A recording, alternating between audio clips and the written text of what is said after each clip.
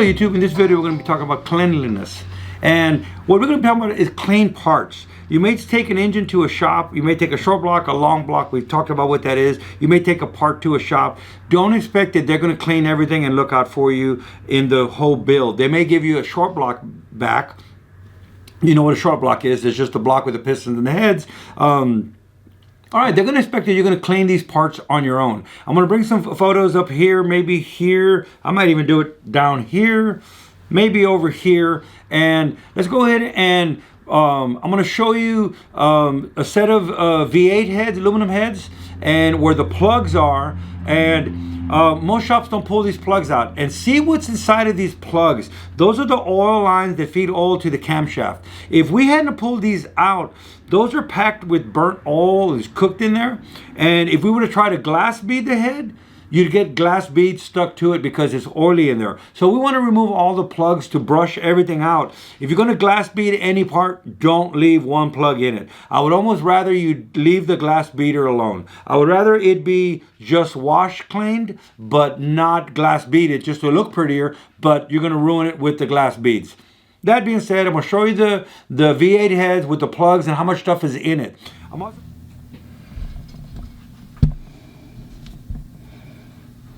Okay, look at these plugs.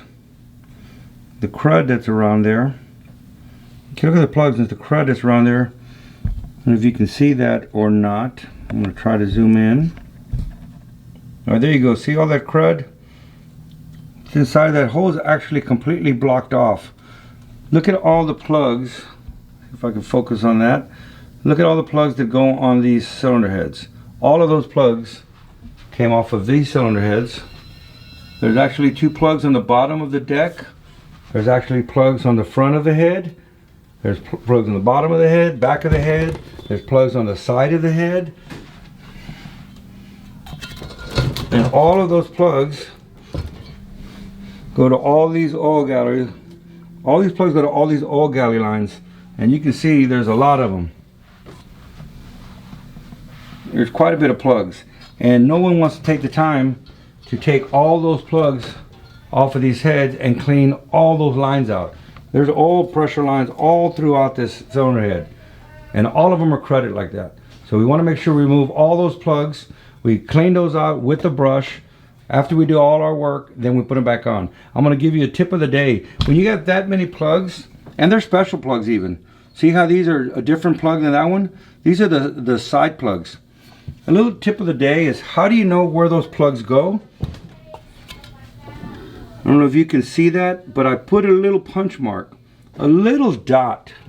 I put a little dot with the punch every place that a plug goes. So if we have a plug and it goes in, there's a dot right there where the plug goes. What it is this cylinder heads are drilled on both sides. It can go on the left or the right of the engine.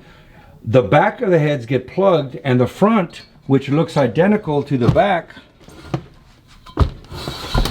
see, stays open.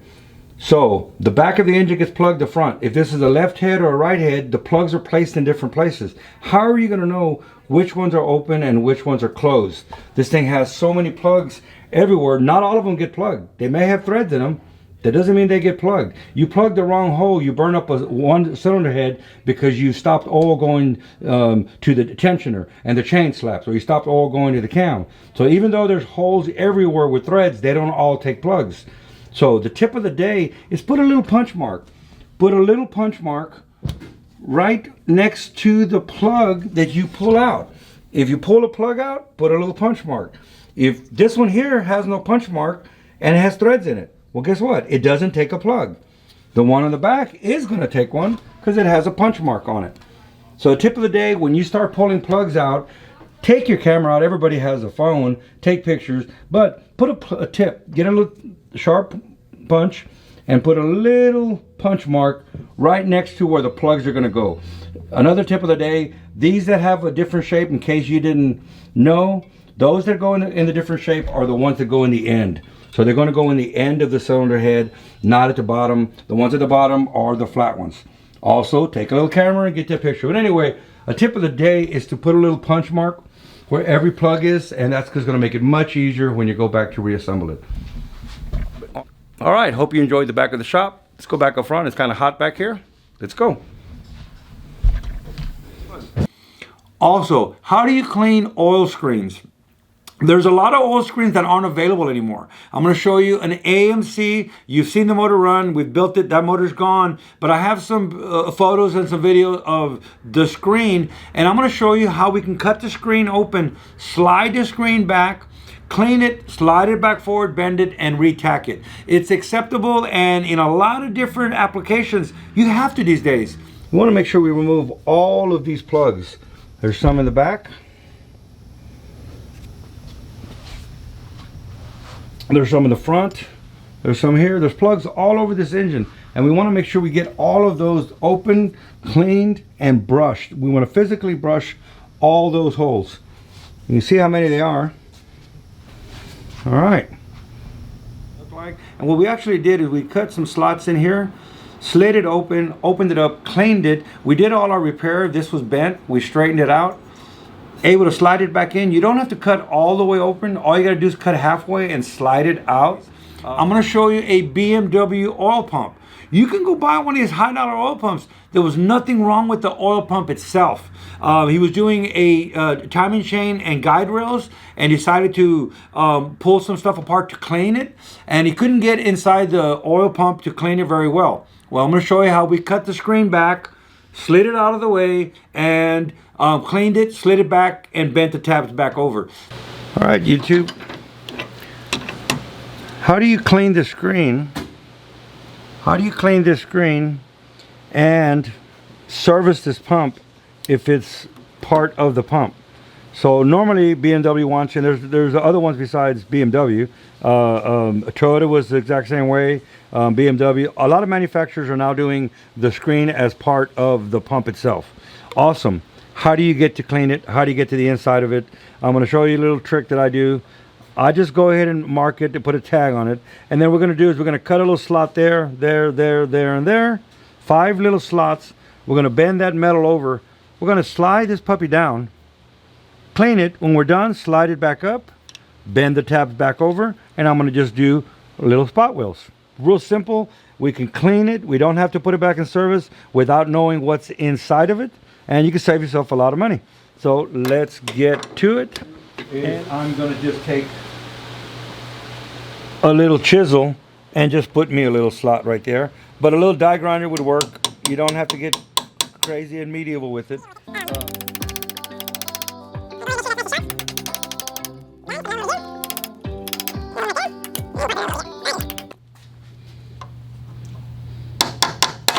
But you want to make sure you're at least at the pivot point so that it will just slide right out. That's basically it. Can you see how I've just staked little cuts? A little Dremel would work just as well. And then a pair of vice grips can actually, look how it's lifting up the end. You don't have to look real pretty. We'll come back and we'll tap it down. But I don't know if you can see this from where I'm at. Try to get my head out of the way, my hand out of the way, my whatever out of the way. Drop the vice grips out of the way. And you see, just by having that little chisel mark there, it will actually just tear right there at the little chisel mark. You don't have to get crazy and hit the aluminum. All we want to do is move it back. All we want to do is move it back. What we're going to do is we're going to open up half of it, and then we're going to slide this puppy back and see what's in there. What?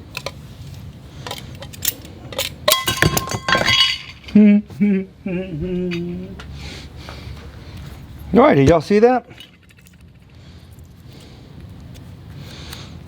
Interesting stuff that comes out of this thing.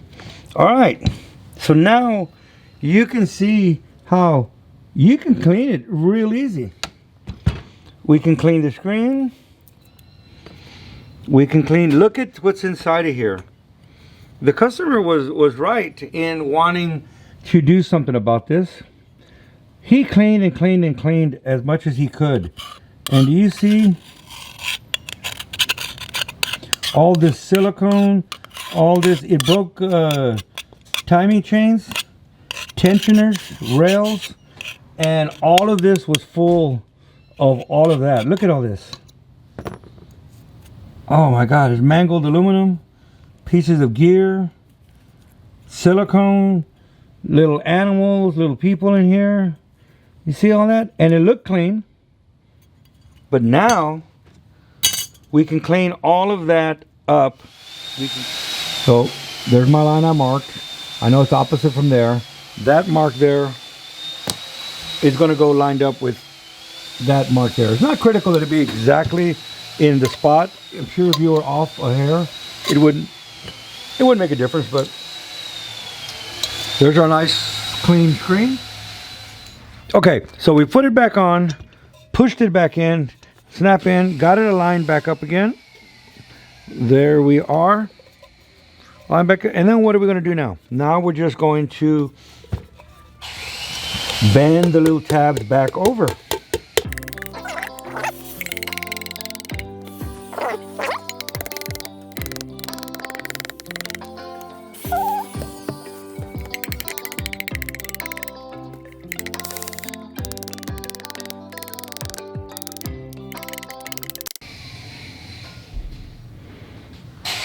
Okay, here we are. As you can see, you don't need to even weld it back on. You just come around here, and I actually just put it in a vise to hold it, and then I came in with the punch and just bent my lip back around. At this point here, you can see it there, I basically just used a punch and bent the lip back around. So there you go. We don't even have to weld it back on. I'm gonna go and put a couple of spot welds, but you don't need to. All right, you may not have a TIG welder, and that's not a problem. You don't need to weld this. It was on there tight enough as it is. I showed you when I bent the ends over. It was there. It wasn't going to go anywhere at all. I went ahead and just went ahead and put little silicone bronze welds on it. There you go. Put it over here. Very small. You can't even, you know, there wasn't any heat. I just did it. There's no heat in here at all. So there you go. There's a way you can save money servicing your own pump. That's acceptable. I would rather you cut a screen apart, clean it, and put it back together again. If you can't buy the screen. On a Chevy 350, a Ford 302, on any of the common engines, there's a screen available for $7, $8. Put a brand new screen. Don't ever put the same screen back on. But in the instances where we have like a BMW oil pump, we've had this Toyota oil pumps, we had so many different oil pumps that aren't available. The screen is made part of it. So what do?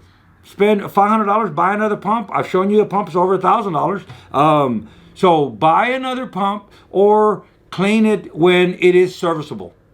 I think I've said enough, and I've shown you in these videos how those parts can be taken apart and cleaned. All right, so now you understand that you can clean these parts. You can clean the screens. If it's a non-serviceable part and you don't want to replace it, service it. Even though it's not serviceable means that the screen doesn't come off to be cleaned.